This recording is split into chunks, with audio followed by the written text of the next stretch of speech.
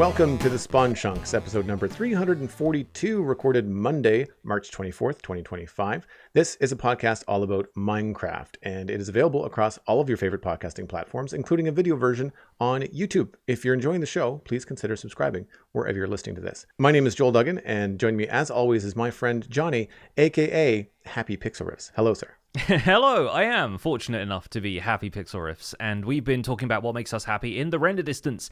That's the extended version of the podcast. Joel and I have been talking about what we've been up to this weekend. I've been diving into the world of Stillfleet, and we've talked about a bit of the Saturday morning cartoons vibe that they're bringing to their latest expansion to the game. So that's super fun. We get into just what we've been up to behind the scenes in between episodes. If you're interested in hearing all of that, you can join us at patreon.com/thespawnchunks to get access to a pre and post show as well as the main show every single week. Our patrons also have access to monthly Minecraft hangouts where they get to show us what they've been up to in Minecraft that month, and quarterly hangouts where we get the behind the scenes facts and figures of the podcast to share with everybody. We also potentially do other bits and pieces for our patrons. Our patrons get to know sooner than anyone else what we're planning on doing for stuff like covering Minecraft Live, which we did this last weekend. So yeah, there's lots to be had if you're a patron. Once again, check it out over at patreon.com/thespawnchunks. Well, I can kick off the login very briefly because I did not get into Minecraft at all this week. I did not have time. I was working on things in Satisfactory, and then normally my scheduled Minecraft stream, Heck or High Water, is on Saturday, and that is when we were covering the Minecraft Live event. So I did not actually log in to Minecraft, but I'm excited because I will be enjoying the new features when they come out the next time that I am online. So what did you get up to in Minecraft this week?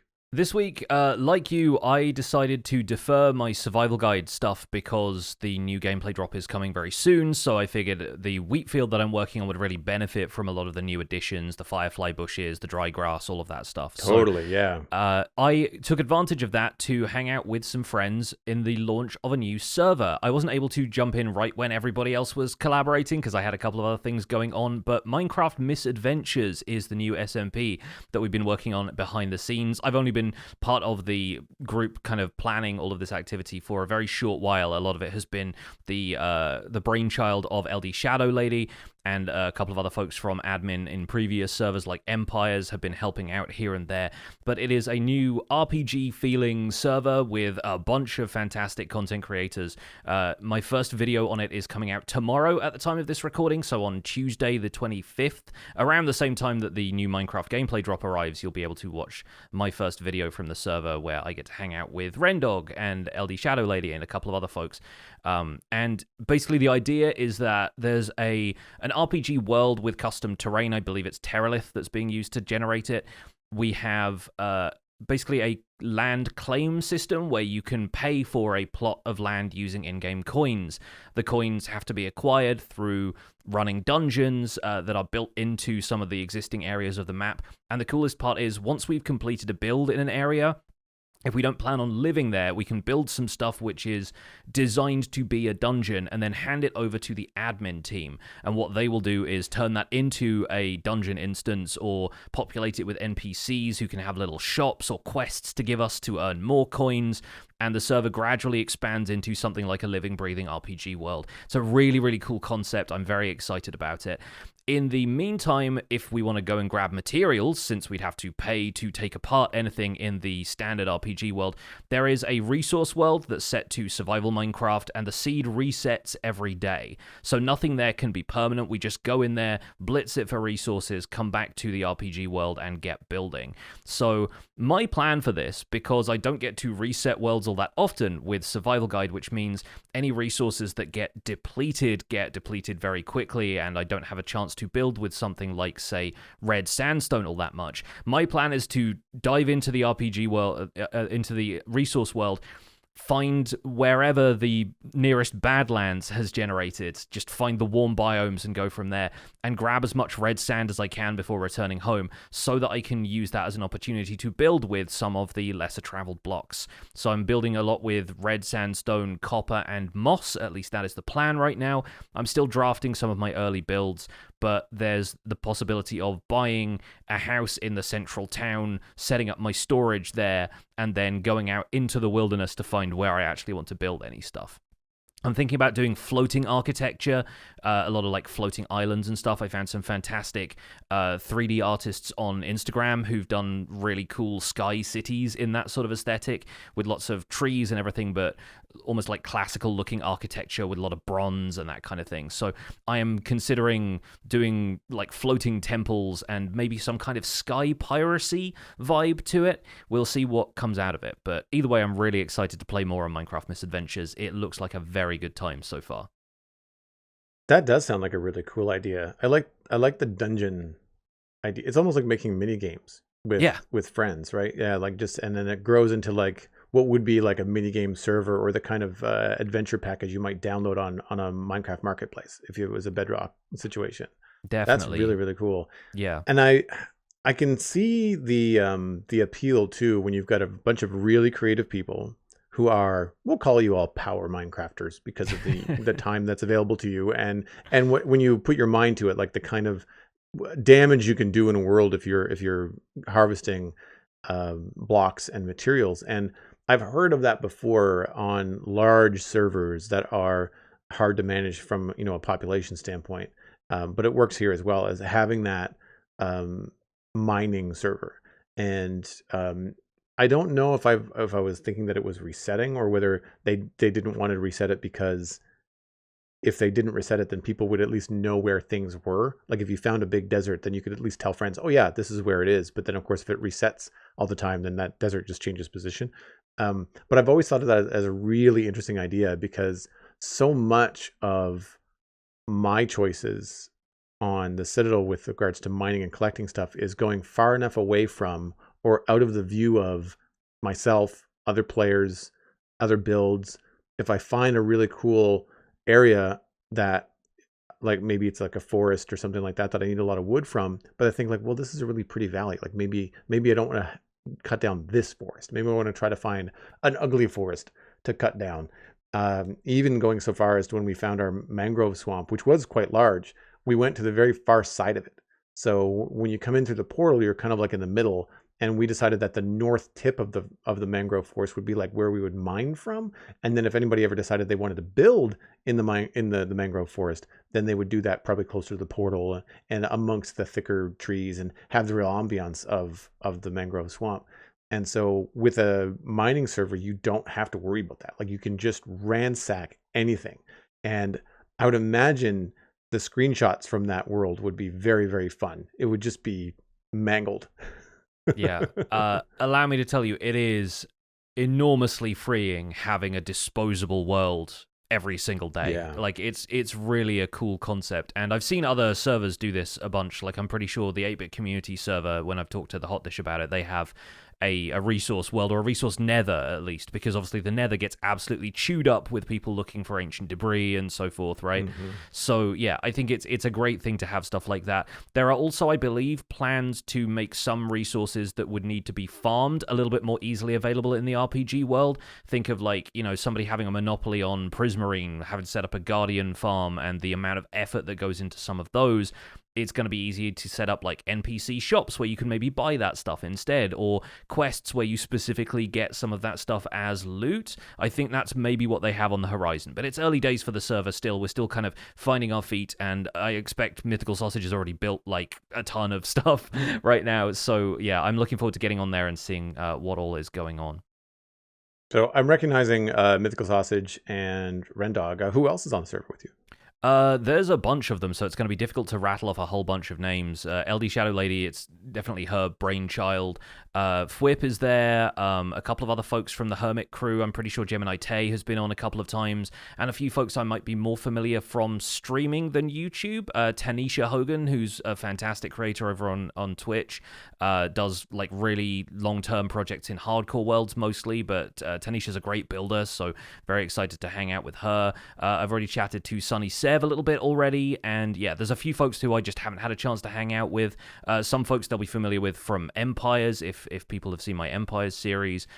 Basically like a bunch of LD Shadow Lady's friends who she's been able to invite in from other projects are there too. So yeah, I will have a full list of who's in my YouTube description when the video publishes tomorrow, so hopefully you'll be able to spot a few familiar names there and introduce yourself to somebody you've never seen before. That's awesome. It's nice that it's not, I won't say the same old crew, but like there's a lot of times when these crossovers happen, it seems to be a lot of the same people. And it's always nice for me, especially, to find new people, find new builders, find new streamers to throw on in the background when I'm doing different stuff around the studio. Like it's always really fun, especially because people's take on Minecraft is always so different. Like just when you think that you've seen everything in Minecraft, especially when you do a show like this one, you come across a creator or someone writes in and recommends somebody and you're just like, oh my gosh, like I had no idea this person even existed. And they're just doing phenomenal stuff in the game, or just like really different ways of approaching it. You know, like you're saying, like hardcore worlds and different ways of going about things. Yeah, there are some very talented builders in this crew as well. There are some people who put me to shame. Like, I think of myself as a builder, but these folks are next level. So if I run into their stuff, I'll just be taking notes constantly, I think. That's always really fun too. I like being around people that kind of challenge your current, we'll say artistic comfort zone, because I was definitely guilty of that when I was doing a lot of illustration, is that I kind of get wrapped up in my own stuff, and then you come across somebody else and you're just like, how Hmm. how are you this good at this, when you feel like, I've been doing this for years, and then you just realize there's just so many different ways to approach things. And I think that's the wonderful thing about Minecraft being so subjective and so expressive, is that there are, we'll say, some conventional ways to do things in a lot of early players' Minecraft experiences, but the longer you're in the game, the more you realize just how wide that web is and how different people approach different visual problems, or different, even technical problems too. Like I've seen this in the technical community as well. Like you first start watching somebody that does basic redstone, some cool farms that help you out, and then you start seeing people that are doing like computers and calculators and writing entire musical compositions. Just like, oh my gosh, I find that for me sometimes the mystery is less like, not only would I not know how to execute that in Minecraft, although I could probably learn, I wouldn't have the idea in the first place. And I think that's such a cool thing when you have like a cool mix of creators like this, is that you're going to get people that are coming at Minecraft from just a completely different perspective that, you would have never thought of.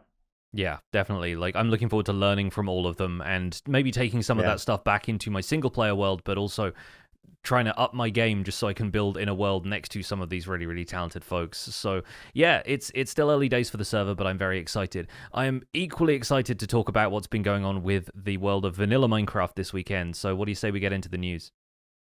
Speaking of upping the game, a number of things happened this weekend. Minecraft Live, March 2025, happened on Saturday, March 22nd.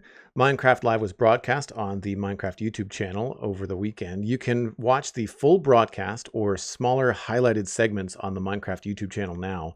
You can also watch our live reactions to the Minecraft Live presentation on Pixel Riff's Twitch channel. That's twitch.tv/pixelriffs. The VOD will be eventually available on YouTube. There's just some copyright issues, I think, happening with one of the songs from, I believe Pixie said it was the movie segment, like the movie clip segment of Minecraft Yeah. Live. Yeah, the movie score is already in the YouTube copyright claims system, and unfortunately, it has led to our VOD being blocked. I have chatted to a couple of folks about this behind the scenes, and they said they're working on getting claims like that freed up so that creators who are co-streaming can post their VODs on YouTube. So hopefully, fingers crossed, we'll get that sorted out this week, but apologies for the delay in the meantime. And once again, you can still watch it over on my Twitch channel if you're desperate to see what we had to say about any of these announcements. But of course, that's what the rest of the show is going to be, so we'll hopefully be able to cover some of the stuff that you wanted us to. Yes, our main discussion this week, of course, is going to be a recap of Minecraft Live March 2025. But that does include game drops explained by Tiny Agnes and Tiny Jens. Minecraft 1.21.5 has a name, Spring to Life. An exclusive clip from a Minecraft movie with villagers and chickens. Vibrant visuals is a new way to experience Minecraft. And new features coming to Minecraft like the dried Ghast, Ghastling, and Happy Ghast, as well as the location bar. After the Minecraft Live presentation, the Mojang developers are joined by special guests Snifferish and Emma Myers, as well as others in the Deep Dig After Show, where they take a closer look at several of the upcoming new Minecraft features. The Deep Dig is also available as its own video on the Minecraft YouTube channel. We were also alerted to the fact that the next gameplay drop was just around the corner by the release of Minecraft Java Edition 1.21.5 Release Candidate 1 on March 20th, which basically guaranteed that the next version was just around the corner. So this release candidate only squashes a few remaining bugs, including a received, missed, or reordered chat message from server string not making logical sense, the lighting of magma blocks being incorrect, and the beacon receiving the wrong shading from nearby blocks. So the article notes, if no new critical issues surface, this is the version of 1.21.5 that will be released, and it will be released tomorrow. That's Tuesday, March 25th. So really looking forward to hopping in and getting that going in our worlds. So our email this week is actually related to Minecraft Live and the announcements therein. And because there's really no more news coming out of the snapshots and the release candidates, we're just going to roll right down into the main discussion. Again, we've got the name drop, spring to life, vibrant visuals. We've got the new Happy Ghast. There's also the other presentations during Minecraft Live with Tiny Agnes and Tiny Jens. We've got the clip from a Minecraft movie, as well as the deep dig to all talk about. So where would you like to start? I mean, we can start, I guess, with the imminent release of Spring to Life. Yes, yeah, the pre-releases and the release candidate kind of clued us into us getting this drop right around Minecraft Live. Some people thought it was going to be day of, but of course their release schedule usually dictates that these things come out on Tuesdays, and I expect a fair few of the team would have been busy on that weekend, or taking the weekend off right before a big release. So I'm really looking forward to this one. I'm looking forward to mostly reacquainting myself with everything that has been added, because we talked about this, I think, on the pre-show chat about Minecraft Live when we were streaming it.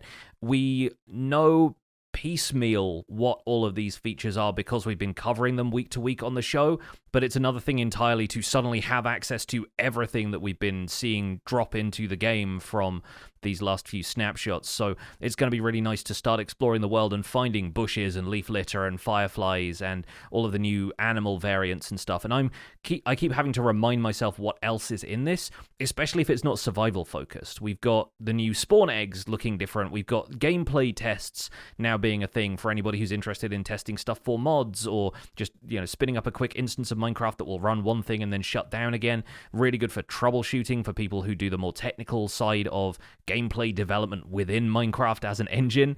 So yeah, I'm looking forward to seeing what people do with this, and I'm looking forward to having all of this stuff in my world as early as tomorrow. There's a lot. They have the falling leaves. You've got changes to the lodestone recipe, changes to the cartographer, the wandering trader, of course, changes to the ambient sounds that can be controlled by players by when you put a lot of blocks together in the deserts and the Badlands. Like, there was a lot. And when they went over everything in the Minecraft Live presentation, it was really cool to hear from the sound designers and the game designers that were working on this. And even so far as to go out and record the different dog sounds that they used for the different wolf personality sound in the game. One of the sound designers actually went to a doggy daycare and spent the day recording, which I think was probably like the worst day ever at work. Right? Dream job. Just be able to turn up and record a bunch of cute animals, definitely. Yeah, sign me up. There's a lot, and I think that's one of the challenging things that Mojang has with these new game drops, which is that they do contain a lot, but it's hard to kind of package them in a way that shows you everything or communicates just how much is in them, because what gets hit on the surface is, like you said, the wildflowers, the bushes, the firefly bushes, the big things that will be eye-catching. But then there's a lot of other things in either creative mode or under the hood that may not necessarily have all the press as far as like the shiny YouTube videos are concerned. And I think it's good to highlight all that stuff here. And I think that it's worth noting just how much balance and attention is paid in this update. I think it was Agnes in the presentation that said that a lot of the updates in the drops are balancing between adding new things, but also updating existing things in Minecraft to help encourage the core values of crafting, exploration, and building. And I think it's nice that that they make it a little bit easier to create a lodestone, which then encourages you to use them with the compasses and create more gameplay that involves wandering around or creating, different experiences with either server mates or on your own. And I think that by making those core principles in Minecraft just that little bit more accessible by these little tweaks, that it really does help reinforce the adventure and the questing and the exploration that they, I think, wanted people to do with the Caves and Cliffs update, but have had to like reinforce over the last couple of years. Yeah, with Trails and Tales especially, like a lot of stuff revolves around organization, around exploration, and there's so many little features like that are prompting people to go everywhere. G the Bee in the live chat just reminded me of another thing: camels being able to spawn anywhere in deserts instead of just in desert villages. That's another big one. Like there's so many little tweaks that just feel like logical additions that make sense for a smaller update like this, because they wouldn't really be tentpole features in a major thematic update. But I think they've managed to, even with the name of this update, scramble together a really cohesive theme for a minor gameplay drop. Like they've got spring to life, meaning the overworld getting a bit of a refresh aesthetically, adding in more plant life, and spring being a good time for like flowers to pop up, so wildflowers being a thing, cactus flowers being a thing. Like so much of that feels like it makes a whole lot of sense. And celebrating new life, as we often do in spring, leads to new animals showing up as well, like having new chickens and cows and everything. I think it's such a good name for the update, and I think we noted at the time is an interesting way of incorporating spring, and this being the spring drop, so people who've been talking about it using that terminology have not been too far off what the actual name for the game drop was. And they had a great way of recapping everything as well. There was an element animation with the wandering trader going around showing off everything. And while we were watching it live, I mean, we were kind of focused on some of the humor and what was going on, but there were a few things that I missed. And when I rewatched the presentation this morning, I was laughing at the wandering trader having a really strange reaction to the bush, because everything else, like the firefly bush, the dry grass, the falling leaves, they really kind of stand out as far as the wandering trader is concerned. But then when he sees the bush, he's just like, it's just a bush. Like it looks like it's very similar to everything else around it. And he kind of has this weird reaction to it every time he sees it. I think it's not until the third time that he actually pays it like a special attention. It was really, really well done. And I enjoyed the music and the vibe. And then he hits his head and goes into like a heavy metal fever dream. And you get to see all the different elements from the different cows and pigs and chickens, all like head banging and enjoying the crazy music. And it was a way of taking what some people might not think is that exciting in a Minecraft update and putting some excitement behind it.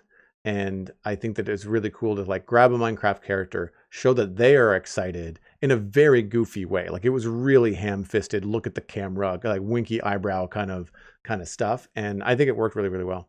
Yeah, I agree. I think it's a really fun way of recapping all of that stuff, and we needed a recap because there's a lot of stuff coming.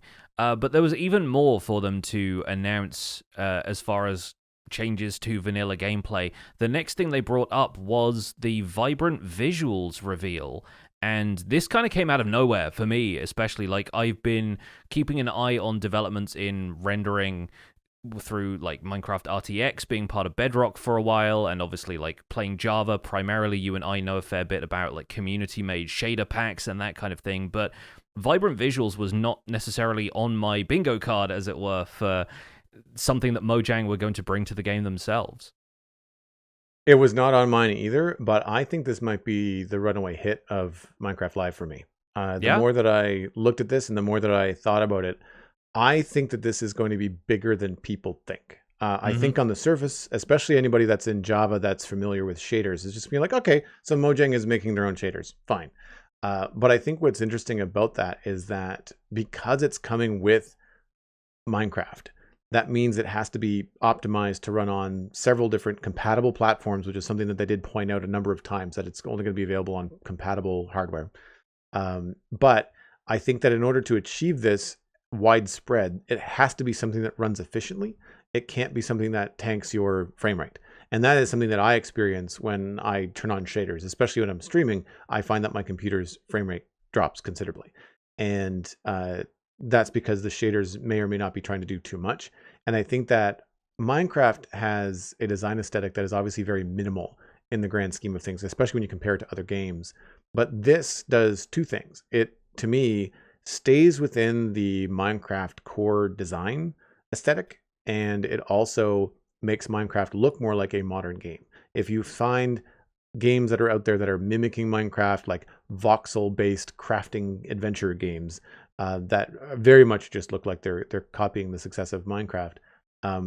The big difference is that when you try or look at those games, they have real lighting, they have shadows, they have something that looks a little bit more modern. They're using a more modern engine to execute it just because it makes more sense to do so.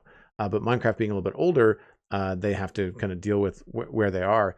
And I think they did a really, really good job. The biggest thing for me that I was looking at and seeing in the trailer when we watched it and the presentation, but wasn't until I rewatched and listened to Jens talk about it, was that the shadows are aligned with pixels.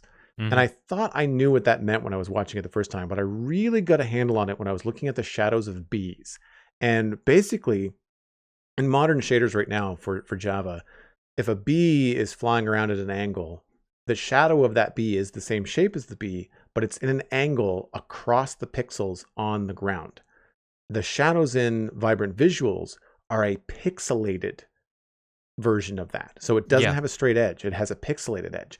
And it reminds me of any of those indie games that you've seen that are pixel graphics, but they've used CG and 3D rendering to make the characters or make something more efficiently, but then the end output is rendered in pixel art. And so things tend to like rotate really, really well. And you're like, wow, that's a really good animation. But you realize that it was probably animated in 3D and then turned into pixel art like one frame at a time. And that's what this looks like. And I think that that's the biggest difference here, is that it really makes the shadows feel solid, part of the world, and attached to the things that are casting them, if it happens to be a tree or a fence post. The fence post is one of the things that caught my eye in the trailer, just because it really looks attached to it. And in shaders that I've got on Java, I find that sometimes, depending on the thing, maybe it's the tall grass or maybe it's a fern or something, the shadow doesn't quite look like it attaches to the thing that's being cast, or because the thing casting it is only like a pixel wide, it doesn't really work that well. And I really like the way that this works. The animated refraction of light on the water is also pixelated. They keep the pixel texture of water, which is something that I leave on in my shaders because I like that look. I think it keeps it more looking like Minecraft than trying to make realistic water. And I really, really like it. What did you think?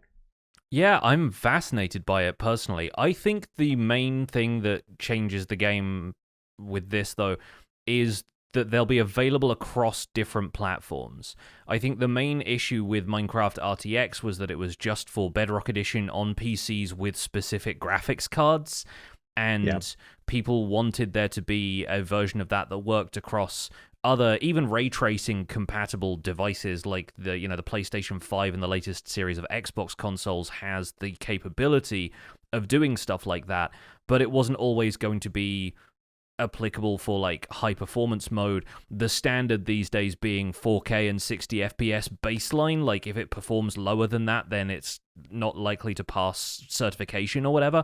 I think that's set the standard in a really interesting way that Mojang themselves had to respond to. And this feels like a version Mojang can maintain themselves, where Java shaders have always been a community-based thing, and Bedrock RTX was this collab with NVIDIA, very limited to specific hardware, and didn't necessarily seem like something that was sustainable for Mojang's engineers. It felt like a project that NVIDIA engineers worked on, almost like as a tech demo for RTX, and then it didn't really get updated when changes came to Bedrock Edition. Like I remember, I think Prowl and a couple of the other prominent Bedrock creators talking about how when Spectator mode was implemented for Bedrock Edition, just wasn't compatible with the RTX at all. There were so many problems. You couldn't see through blocks properly anymore if you had RTX on, and it just didn't make any sense because they didn't have people around to continue adapting it to all of the new changes that were coming, and it was kind of left in the community's hands in a way that felt very like it wasn't going to be updated from that point onwards. So this is walking back on that in terms of the technical stuff that's on display. Like you're not going to get real-time ray traced color combinations and that kind of thing. You're going to be working with something that feels like an adaptation of the Minecraft lighting engine, but with volumetric lighting and like subsurface scattering and stuff like that. A few techniques that just really help to have light existing in a space without it being incredibly demanding resource-wise, which means it can run on older devices, which means you can probably see this happening on consoles, maybe even mobile devices.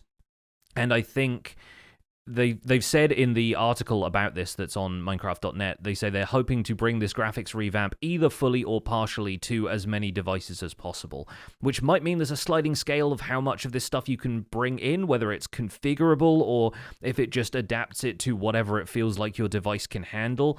Either way, somebody is going to get a slice of this pie regardless of what they're playing on. I think that's huge.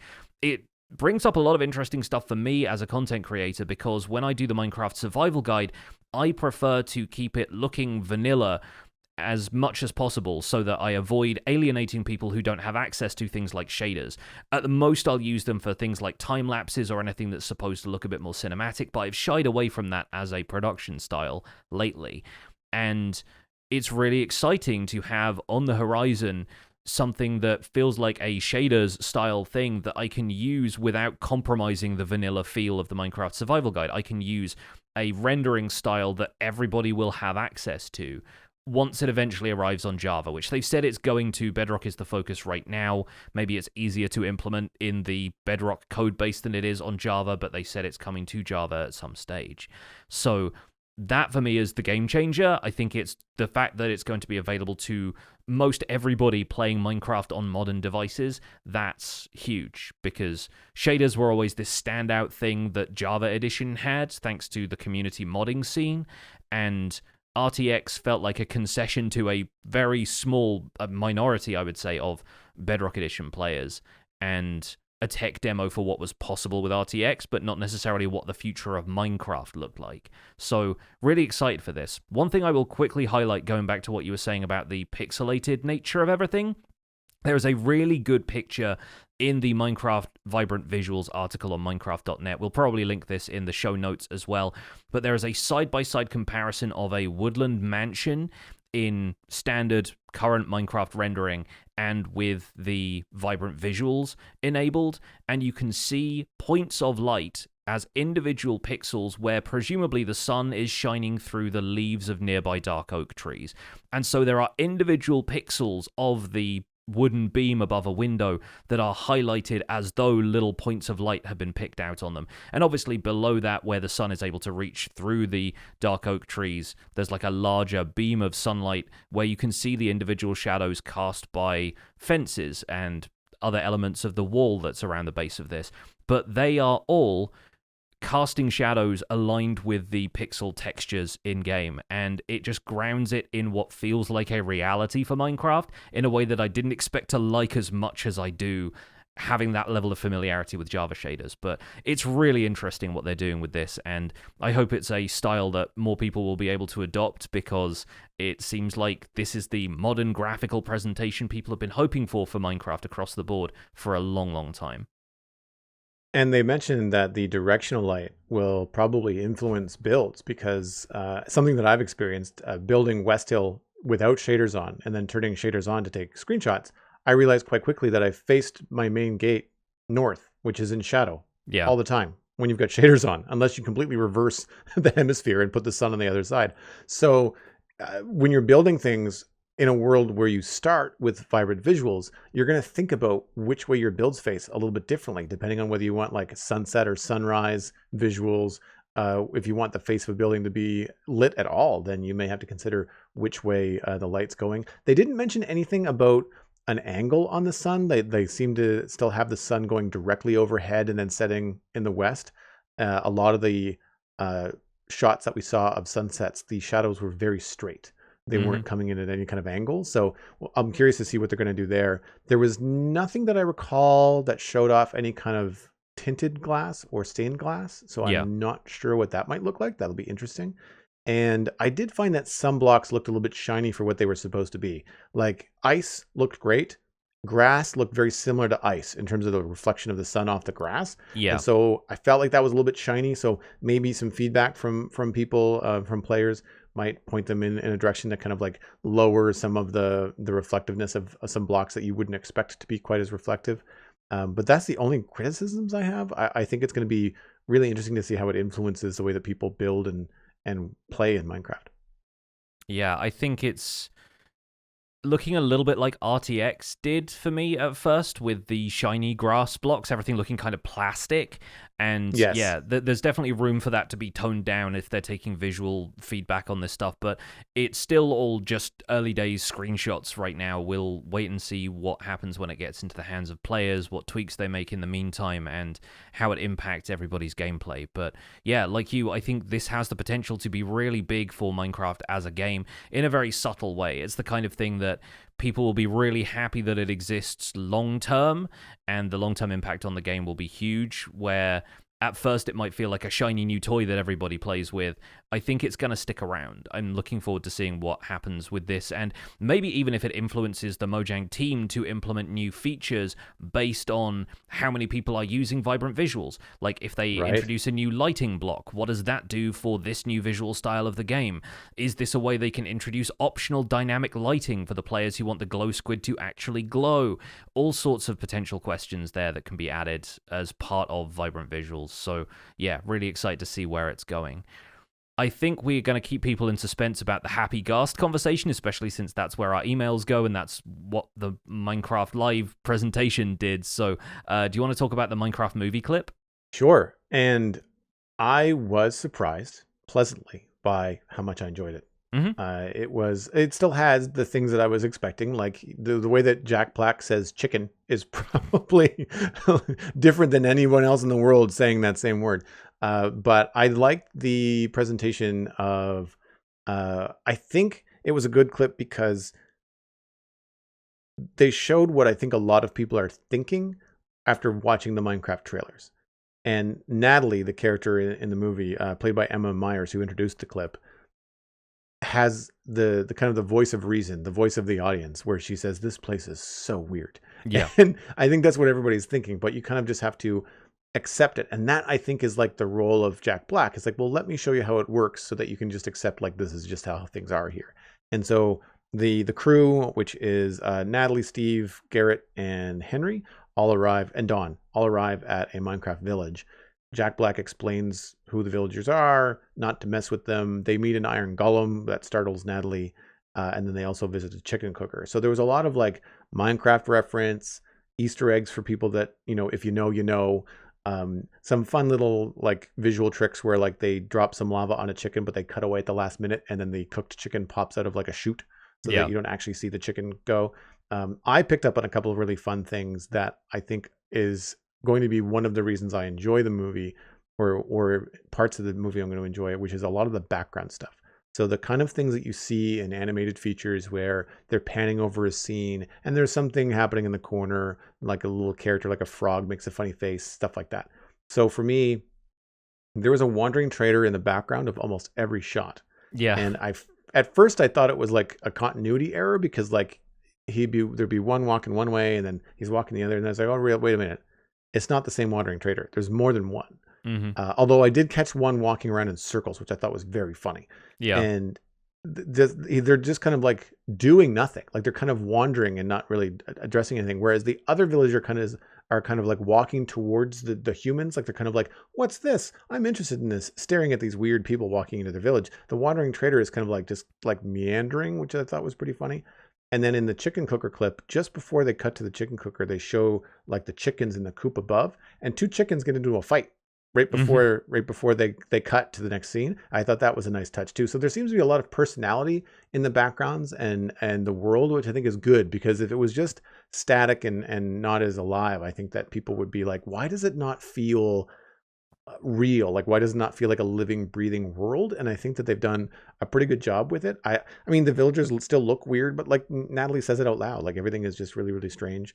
I enjoyed the humor as well, where Jack Black calls the Iron Golem a softie, and it rolls its eyes and its shoulders at him like a teenager. It was pretty funny, like things that I was not expecting, because like I don't know that I've ever given any thought to what a personality would be of an iron golem in Minecraft. Like I've never thought about it.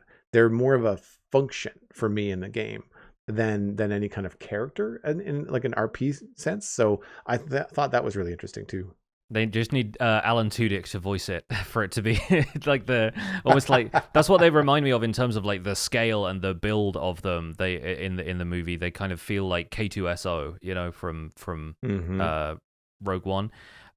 Yeah, like I think this is the perfect clip to introduce people to what this movie is, because this felt like Jack Black was just giving a base tour to somebody who'd never played Minecraft before. And it had the world has all of those esoteric rules that you either find out through experimentation, which, you know, usually involves you dying over and over again because you've punched a villager and the Iron Golem gets mad at you, or you punch the Iron Golem and it just yeets you into the air. This is what it's like having a friend who knows Minecraft really well show you around and tell you all of this stuff that seems perfectly logical to them but completely outlandish to anyone who's not played before. So I think the movie is doing a great job of walking the line of showing these characters in the movie having the new player experience and being shown around by an experienced player. I think the visual style of things is still going to be the most controversial thing about it. It's not going to meet everyone's expectations, obviously, what video game movie does. But I am still thoroughly charmed by it. Like, I think it's genuinely looking like it's going to be pretty fun. Like, it's going to be family entertainment, and I don't think we can expect much more of it than that, but I'm ready to be pleasantly surprised. I think we give Minecraft so much freedom to be quirky as a video game. I think we give it so much license to have those odd behaviors, like you were talking about the wandering trader walking around in circles. How many times do you see like a mob, like a spider or whatever, hop onto like a fence block, and then it just kind of disco dances there for a while without like pathfinding towards the player or doing anything it's normally supposed to do? In a video game, you can just kind of laugh that off, but like, you know, it's the kind of stuff that if they put that in a movie, they have to sort of explain it, or it's just background detail for whatever reason. But I think there's little things like that in here that will be Easter eggs for players, like you said, that will be super fun, but they still have to give the world logic and a certain rhythm because there are real-world actors navigating the environment, right? But I think how many of us have not sort of chuckled the first time we encountered Minecraft villagers and was like, this is what the people here look like? You know, how many times have you had to suspend your disbelief at how strange the animals are, or the fact that, like, you know, a zombie chicken jockey will sometimes suffocate the zombie because the chicken walks up into the wrong size space, and like all of the quirky stuff Minecraft does, it gets a free pass because it's a video game and it looks kind of blocky. And I think it's strange that some of the audience is against representing that quirkiness in a live action adaptation.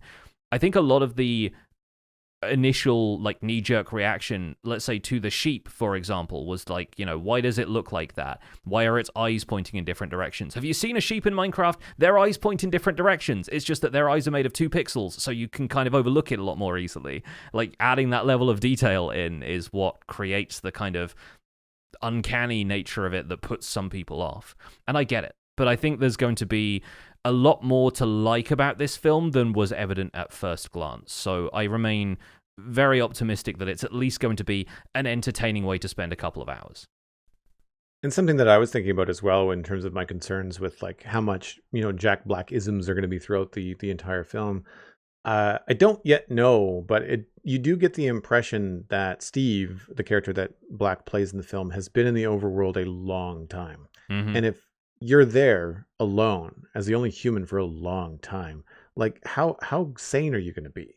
So I'm trying to think of a more like the kind of character that you might see Robin Williams play in a family movie, like a Jumanji or something like that, a little over the top, just because they've been alone for so long.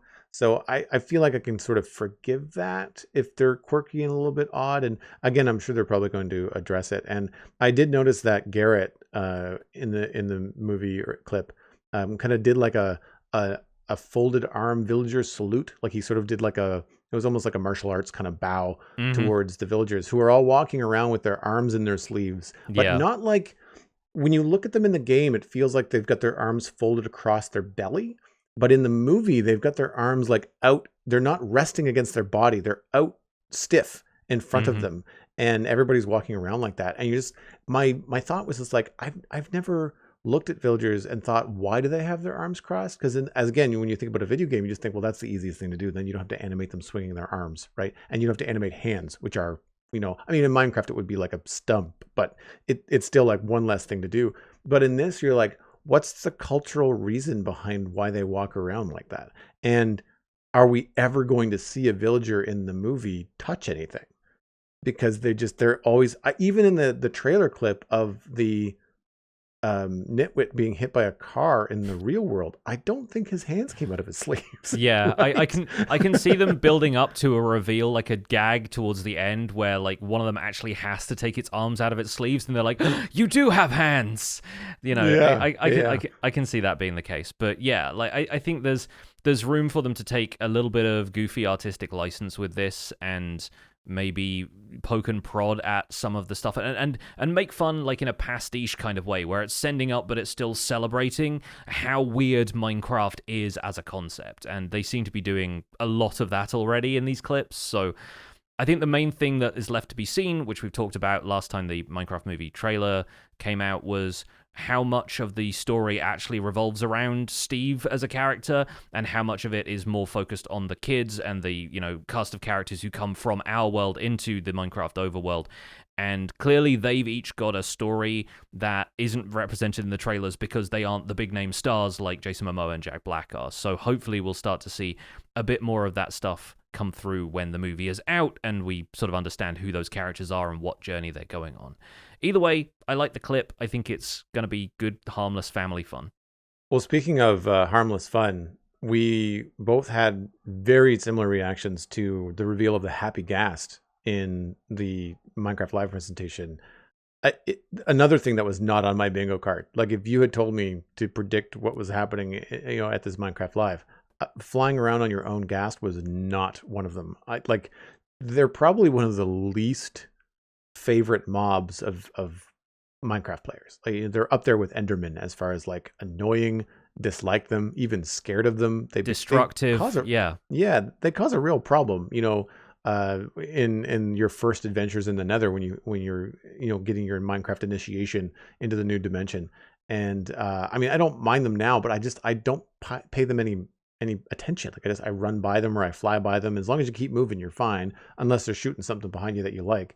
And I did not think that getting one of my own was high on a list of things that Minecraft players wanted, but I thought that it was a really Minecrafty way to address what I think a lot of people do want, which is the ability to fly around with some control in survival.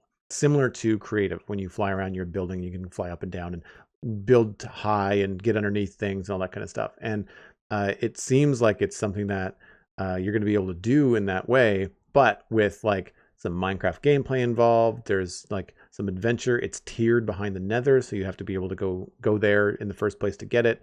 And then you are riding around on this thing that you've raised and given some cool equipment to. You have to build a harness to put on it, which comes with goggles, which I think was very funny.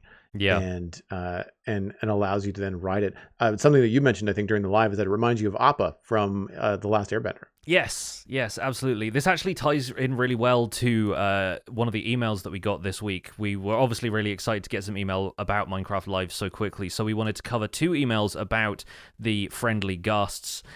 This one comes in from EWU2000, the subject being friendly ghast multiplayer seating. Hey Joel and Jonny, after watching the latest Minecraft Live, I'm really excited about the friendly ghast. I think it'll be a great feature. However, I feel like the multiplayer aspect isn't fully thought out. They showed multiple people sitting on the ghast's edges, but they all faced away from each other. I believe it would feel a lot more communal and also look better if players could sit in rows like in a car. I'm really interested to hear your opinion on this. EWU2000 thought a ghast was friendly, but was instead greeted by a fireball.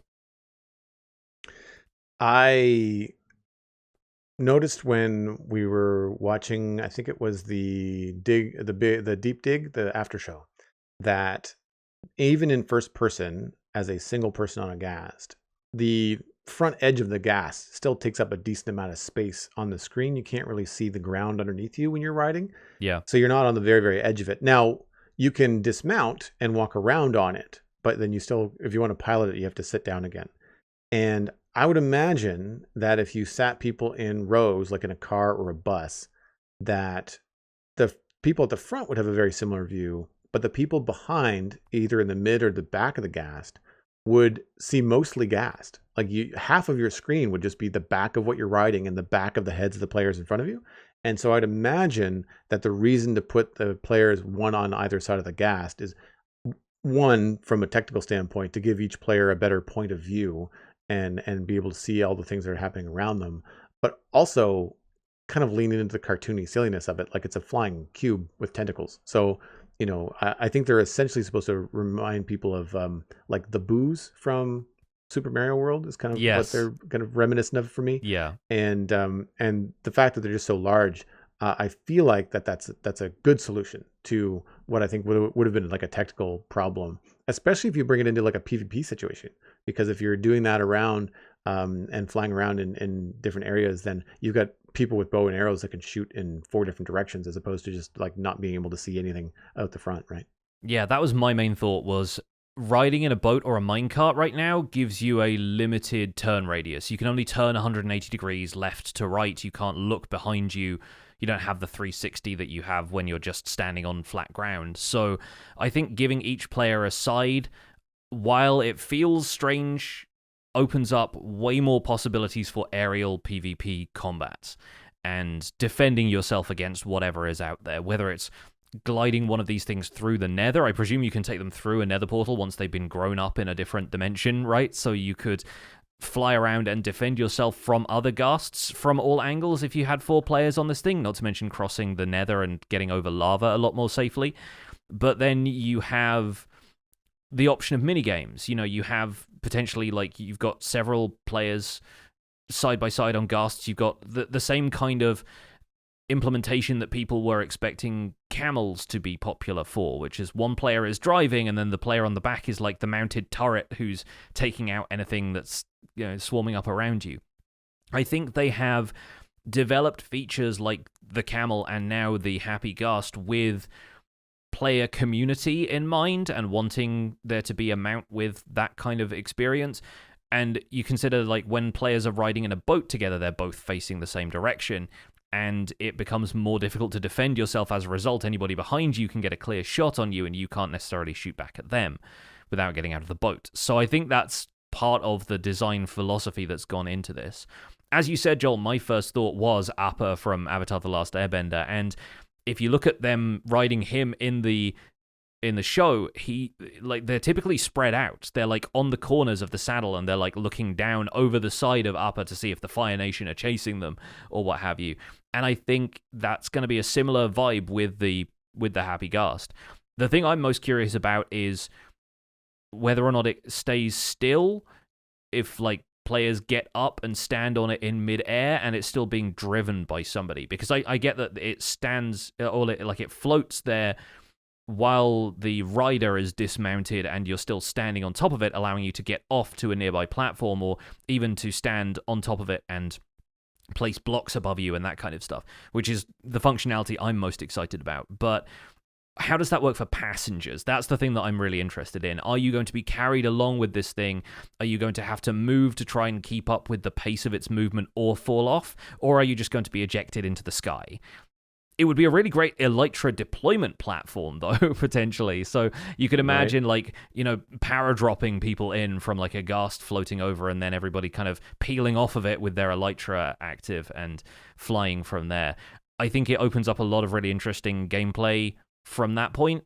And if you think of it like diving, where you kind of back roll off the edge of a boat, it makes sense to have players spaced out around the sides so they can deploy from the Ghast in different directions. So I think, while I like the notion of feeling more together if you're riding in it like a car with rows of seats, I think it feels more dynamic and interesting for a broader range of gameplay if you have everybody sat one to a side.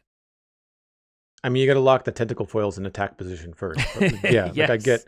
Like I get where you're coming from. Something that I've been thinking about too is just like the different utilities that you'd have with, you're talking about building with it, and I'm not sure how that's going to work because if you have to dismount to place blocks, because obviously as you move around your controls, I'm assuming as a pilot, that's how you move the Ghast. So Yeah. if you want to place blocks, you have to stand up on it, at which point it stops moving. So I'm wondering, with your current reach in Minecraft, like how often are you going to place a couple blocks, get back on the Ghast, move it a few blocks to the left or the right, up or down, and then have to dismount again, stand on it, place more blocks. Like I'm wondering how smooth that's going to be as far as a transition, or whether it's going to be a little bit tedious.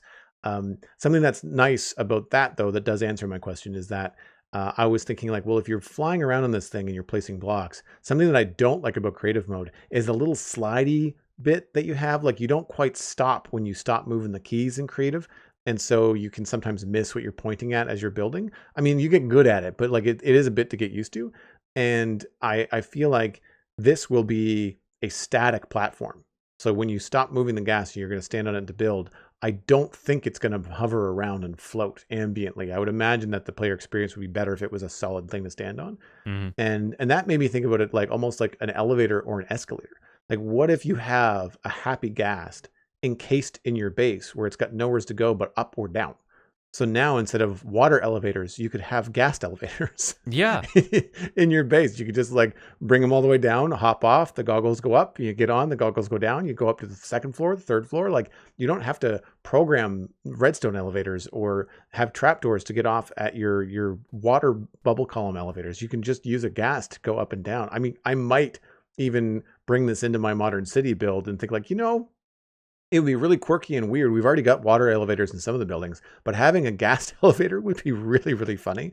So I'm not sure other things that you can come up with, but to use it as a mode of not just transportation around the world, but like transportation between floors or between builds. You were talking about floating islands. Like how cool would it be to have basically like Ghast taxis going back and forth between your islands? I don't think we were going to be able to program it, but it did look like it was attracted to snowballs. So like if it was too far away to jump on, you could hold a snowball in front of you and it would come right over to you so that you can get close enough to jump on it. So they've definitely addressed some of the questions that I had in terms of how it's going to work and some of the deep dive playthrough that they showed off.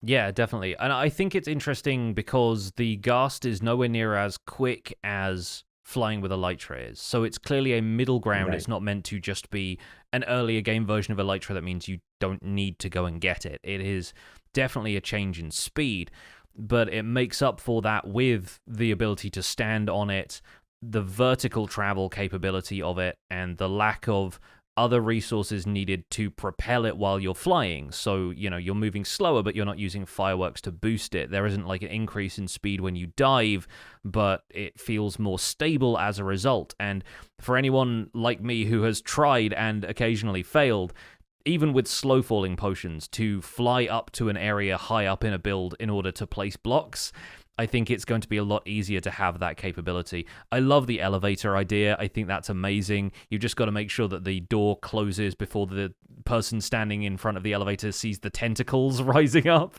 because that's going to be the creepiest thing to see in an elevator shaft, is straight out of a horror film. But yeah, I think there are a lot of interesting considerations that have gone into this.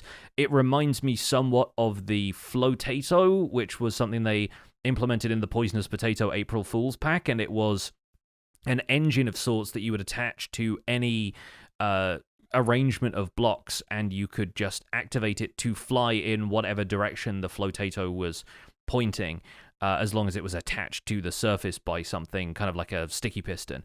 And while obviously that had a lot of game-breaking and just potentially really hacked implementations to it, it was a lot of fun, and they seem to have taken those ideas and either developed them into something that's a mob that still works as a platform. Like, you don't have this kind of collision with any other mob, really. And the idea of what players would actually use that for. Like, what is more possible with this than is possible now. And people are already excited about not having to deal with scaffolding, especially from like the heights that you might be working at. I think this is going to be an absolute game changer for Skyblock. considering how much people want to build Right. floating islands, but you often have to build them sort of in reverse because you can't get underneath the platform very easily without, floating in water and potentially drowning and all those kind of issues that come up with it, right? There's a lot to to add to gameplay with something like this without it just being an earlier copy of Elytra. It makes flight available to peaceful players for the first time as well, which is phenomenal. I think that's such an interesting change. And I think for the lore heads out there, it has really interesting implications for the life cycle of a Ghast. Like, are these divergent species? You start with a dried Ghast in a Soul Sand Valley biome around one of those bone structures. You have to take it back to a dimension where it can have water. Like, do happy Ghasts effectively become the grumpy ones that shoot fireballs at you? Are they divergent species? Or is this a grumpy Ghast that has just, like, finally cried itself out, considering that Ghast tears are things that they drop or whatever, and then they just need a drink? And then once you give them a bucket of water or, like, let them, wallow in water for a while, I think of them as, like, re-inflating and, like, rehydrating the same way that you can get those, like, little brick things. Like, I had one ages ago from, like, Disneyland or somewhere that was, like, a Winnie the Pooh, like, flannel or something like that you just put it in water and it came in like a tiny package, but as it rehydrated, it expanded and you could kind of stretch it out. And it feels like you're doing that, but with a Ghast now, and the Ghast thanks you for it at the end by letting you ride it. It's such an interesting life cycle for the Ghast. I'm really curious where it fits into the existing, like, Minecraft taxonomy of how it's related to the Ghasts that we know already. I had little sponge toys when I was a kid, little dinosaurs, and they looked like they were almost pill size. But then when you put them in water, they would become like 4 or 5 inches tall sponges that were just like so dehydrated and so compact in this little like water soluble plastic coating that once it dissolved, you could just watch them grow and turn into, like, the yellow one was a stegosaur, the red one was a Tyrannosaurus Rex. And I get the same vibe from, like, the dried Ghast, although it only has, like, the two stages. Like, it goes from the dried Ghast to the Ghastling, which is pretty cute, actually. It's a little bit bigger than a block, like block and a half square, maybe meter and a half square, and has a smile, pink gills on it. Like, it looks fairly healthy. It looks more like an axolotl, I think you mentioned during the live stream. They have like they have a pink belly as well, which is, like, a little strange looking to me, but I think it kind of, it's a good way of distinguishing between the happy Ghast and the angry Ghast if they keep that when they grow up, because I think one of the hardest things is going to be differentiating between the two in any environment where they could overlap. Like, if somebody's brought a happy Ghast to the Nether, what's to stop you from just shooting it down on sight, because that's what we do with Ghasts right now. Yeah. And I think that if I'm remembering correctly, the normal Ghast has, like, a gray bottom. It's like a shadow underneath it.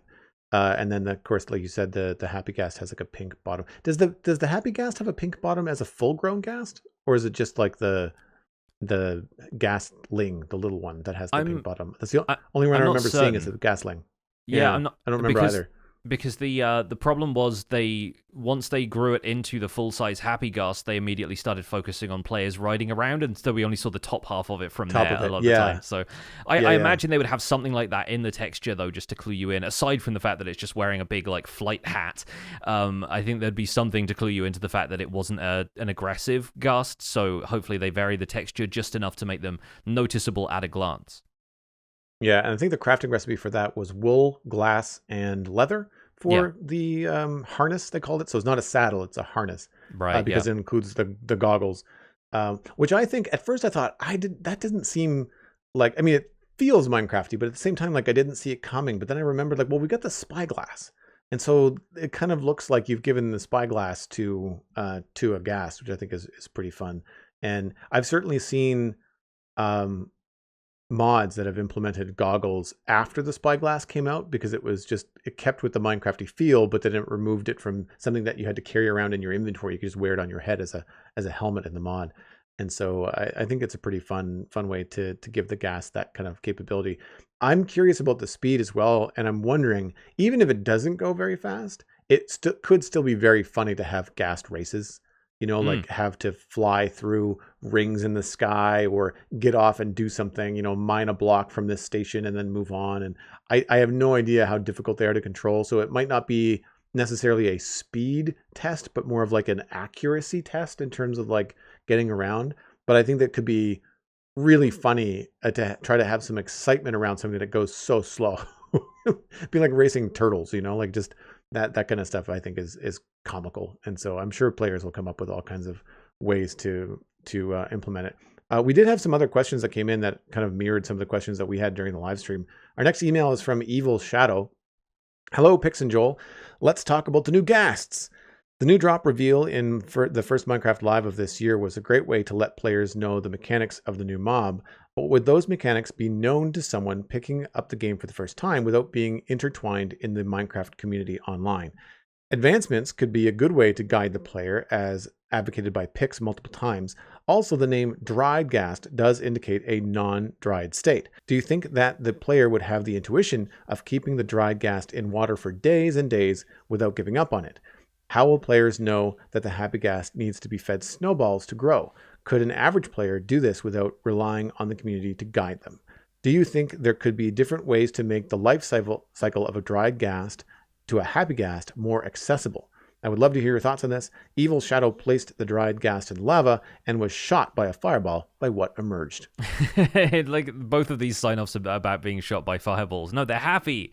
They're happy Ghast. That's the point. I think advancements are a great way to do stuff like this because I think people aren't going to understand the snowball connection inherently. That's the one part of this that I found a little bit difficult to get on board with, was like, water is all very well, but like the idea that this Ghast needs to be kind of cooled down is an interesting one. I also noticed, by the way, that in the deep dig segment where they were like testing out the gameplay drop, they had a ring course like the one you were describing set up there, and it was taking place in a cave where there was lava falling from the ceiling, and the happy Ghasts are not immune to lava.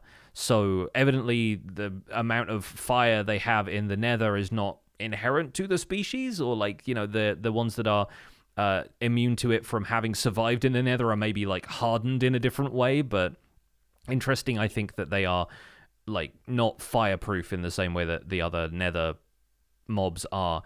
But yeah, I think the snowball thing is one that I don't see players making that connection. I don't see you going, right, now that I've put this thing in water and it's popped into a regular Ghastling, I have to then cool it down, I think that's something that you just have to find out. I have some like interesting kind of lore questions about which civilizations that pre-exist in Minecraft might have known about Ghasts being rideable, though. You see them riding, like piglins, using them as air transportation in the clips of the Minecraft movie. I wonder if it might be possible to find the Ghast harness in a piglin bastion as loot to kind of hint at the fact that the Ghasts are somehow rideable. Or even thinking about places where you find snowballs in Minecraft. Ancient cities have a lot of snowballs, which are, I think, intended to be there as a hint that you can distract the warden with them. But what if ancient cities had some other hint about Ghasts being rideable somewhere down there? Like, I think there's maybe some potential for a bit more guidance from exploration and from vanilla gameplay beyond just advancements there. So yeah, I'm kind of curious if players can be given hints about those kind of mechanics in world building kind of subtle hint ways, rather than just being straight up told what to do by the advancements menu. Yeah, there was some feedback visually in the deep dig where once you submerge a dried Ghast in water, there are some green sparkles that happen the same way that when you bone meal something and it grows. Yeah. And that continues to happen until the the dried Ghast turns into a Ghastling. And even throughout that phase, I think in a similar way to turtle eggs hatching, there's actually a couple of different textures where the Ghastling goes from being unhappy and dried. Sorry, the dried Ghast goes from unhappy to having like a little smile on its face, or neutral, and then a little smile on its face, and then it turns into a Ghastling. And the full cycle is 20 minutes, or 2 Minecraft not even 2 Minecraft days. It's like 10 minutes of daylight, 10 minutes of nighttime, as long as you don't sleep. So 2 Minecraft days if you've slept through the night. So it's not a terribly long time. It's not like watching crops grow. Like I think it'll go a lot faster than that. But I'm with you. I don't think that the snowball thing is going to be really obvious, and there needs to be something more than that, than just like a developer preview for it. I would imagine there would be some sort of advancement. I could see like take a dry ghast for a swim, or something about a snow cone maybe, to try to encourage players to try different things. But I like the idea better of having more in-world hints, or even something in like the names of things, because I guess once you pick it up, it'll say it's a dried ghast, so you'll know what the item is called when you pick up the block. I kind of think just the name of it is a little bit subtle. As much as I dislike when films and TV stuff beat you over the head with the plot, I do feel like sometimes when games just kind of give you something with very little explanation, it's a little frustrating if you don't grasp it right away. Because it's the kind of thing that you can see a lot of backseat gaming, on Twitch. If someone was trying to experience Minecraft for the first time without any spoilers, you could see people saying, "Oh, just put it in water." It's like, well, if you didn't tell me that, I would have never, figured that out. So I'm not sure how they're gonna handle it, but I didn't see anybody put it in like a 1 block deep water hole. Like it was, everybody seemed to like put it on something and then have water on it and then watch the water like run off into other places. And so I'm not sure what happens, like how much room does the ghastling need to spawn? We don't have any information about that. Like if you just put the dried ghast in like a 1 by 1 hole and fill it with water, does it still work? Does it need air around it? Like what are the actual spawning requirements technically for that to happen? So I'm not sure about that either. And they seem to stay close to the player, very similar to an LA. Like they don't tend to wander off very far once they're a ghastling. So that's good, because it feels strange sometimes to like find these animals in Minecraft that are friendly, that you want to keep them around, and the first thing you got to do is either fence them in or tie them up. And it takes away, I think, some of the cuteness of the ghastling to then, the first thing you do is leash it to a fence post and say like, cool, you're mine now, don't fly anywhere. So I'm curious to see what both the ghastling and the full happy ghast. I keep on wanting to call it a friendly ghast. I've seen a number of people make that slip online too, and that's definitely where my brain goes. But with the happy ghast, if you want to use it as either transportation or building, access, as for reaching tough places, like how often is it going to be a pain in the butt to get it to come back to you to then, go up to the thing that you want to get to? Like, are you going to have to develop a ghast parking lot? Like, what's going to be the best way to do it? Like, I wonder if the behavior of the ghast is like, in terms of its AI wandering around, like if it's just as simple as like parking it under something, at which point it's like, oh, I've got nowhere to go, I'm just going to sit here until you get on me again, and then we can fly away. Because that could be really interesting, and it could also inform some cool new player builds in the same way that players build little horse stables or specific ways that you can get like you can ride over a horse on a slab, but then the horse can't pathfind over it, so you can have a stable without it having a fence gate all the time. I feel like there might be something in there for the ghast, the happy ghast, once we know a little bit more about it technically. Yeah, like Gundai Striker in our chat is saying the Ghast garage, and I'm like, yeah, that makes sense to me. I think that's nice. That's a fun concept for a build, and treating them sort of like hot air balloons in a way is going to be a fun one. My thought is still turned towards the functionality of them and the fact that while they made a point of highlighting you can't rehydrate them in the nether because you can't have water there, it's not exclusive to the overworld either. You could rehydrate a ghast in the end, where it would have plenty of space around it to grow into a ghastling, and then, from what I understand, the ghastling like follows you around for a little while. It kind of imprints on the player before eventually growing or, wandering off for a while.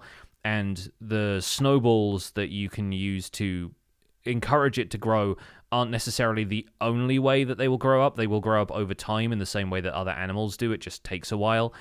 And the snowballs are still also there as the food that they are tempted by, even when they're a fully grown happy ghast. So right, presumably snowballs will still be an essential part of it. But going back to what I was saying, you could grow one of these things up in the end and then use that to float out over the void. It would take you a while still, but you could potentially use that to solve the problem that the folks who have been advocating for an end update for a while wanted. Like, they wanted a space whale type of thing to fly around on or something. Well, now we have that. It's from the Nether, but you have something kind of similar and a pretty effective way of just floating up to an end city ship and getting your first elytra.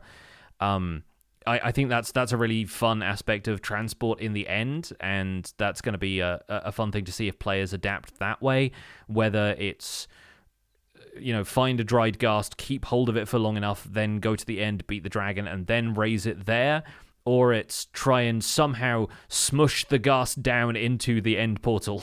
I'm not certain how possible that's going to be. I'm not sure if the hitbox will be too large or something, but it'd be interesting to see people attempt that at least.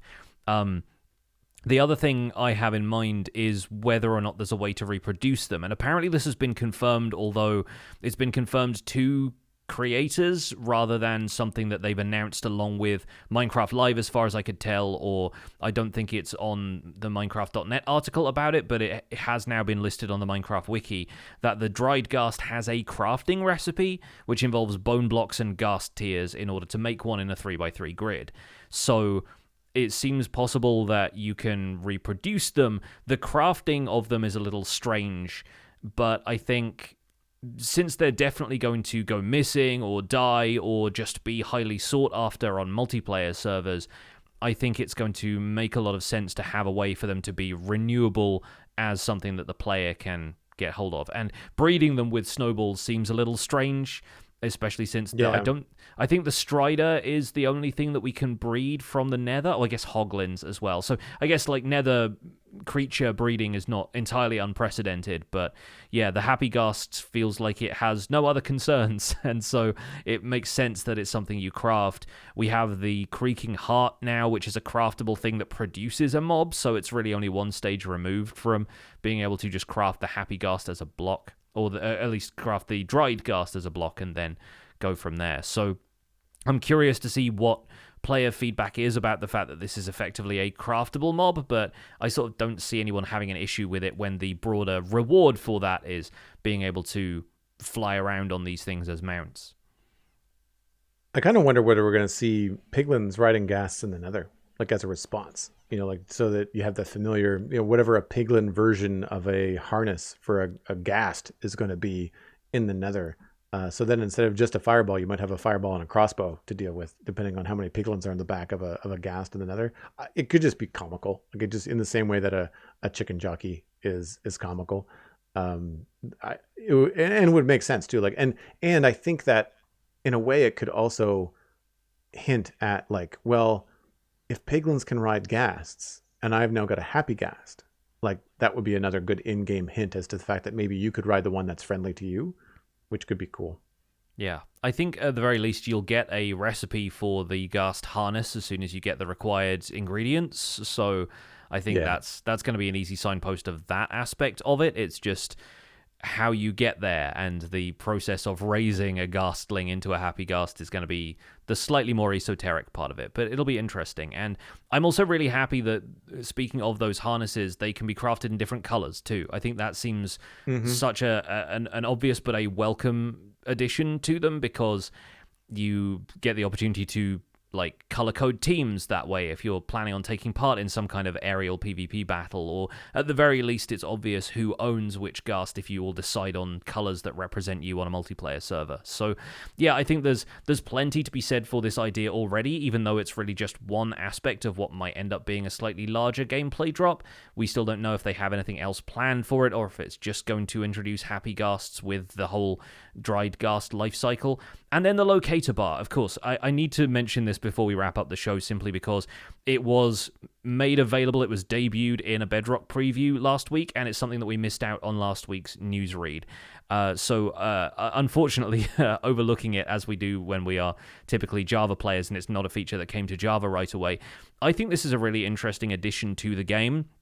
They seem like they've laid out mechanics for it, like if you're sneaking, if you're wearing a pumpkin on your head, the usual things that help you avoid detection in Minecraft, you don't show up on that player locator bar, but I am curious if they're going to give a more permanent way of opting in and out of being located for the sake of like mini games and stuff, because I can't imagine that people are constantly going to want to have an active invisibility potion or wear a pumpkin on their head or be sneaking in mini games where it's important to not know where the players are so that you can only react to them when they appear, right? So I'm curious.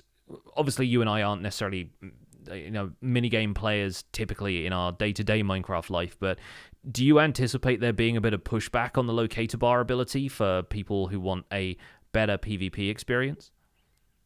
I could see it for a number of things. PvP experience, online play, just general online play. I had a conversation with a friend recently about online safety for their kid and playing Minecraft. And if you're playing on a server where there's multiple people, maybe you don't want your kid to be able to be found. There's just some things that come up for me that I think when they implement it, I hope it's something that you can turn on and off. I think there's also just going to be people that just don't want the addition to the UI. Like, I just don't want another thing to look at the bottom of the screen, especially if for the most part, I am technically on a multiplayer server, but usually there's people online and they're nowhere near me. So I don't need the locator bar at all. But yeah, I think that from what I saw, it's implemented pretty well. The little dots on the locator bar do get larger and smaller as you get closer or farther away from a player. They're usually represented by like a colored dot that grows in size. It takes a while because you have to. They're only playing with a few pixels in the locator bar, and you have to go quite a ways away for that to change size. And I don't yet know what the measurements are, but it seemed like it's you have to travel a good distance away before it starts to look really tiny. I hope that they give some custom ability to it, or at least with data packs for things like minigames. While it would be cool, like you said, to be able to remove players from the location bar or locator bar, it might also be good to have some players on them. So like maybe all of the players on your team, you can see them, but then the players on the opposite team, you can't. And if that's a data pack or something, or accessible via data pack, then that would be great. But I think that much like anything else that they're going to add to Minecraft, the more options they give players, the better. Definitely. I imagine they could even be an expansion to this where it works similar to banner locations on a map. Like if you right-click on a banner with a map and you've named it, a named location pops up on the map. If you could do that with the locator bar somehow as well, maybe right-click on a placed banner and it pops up as a waypoint for you, I think that's a really good implementation of something that players will have wanted for navigation when compasses always point towards your world spawn. We have...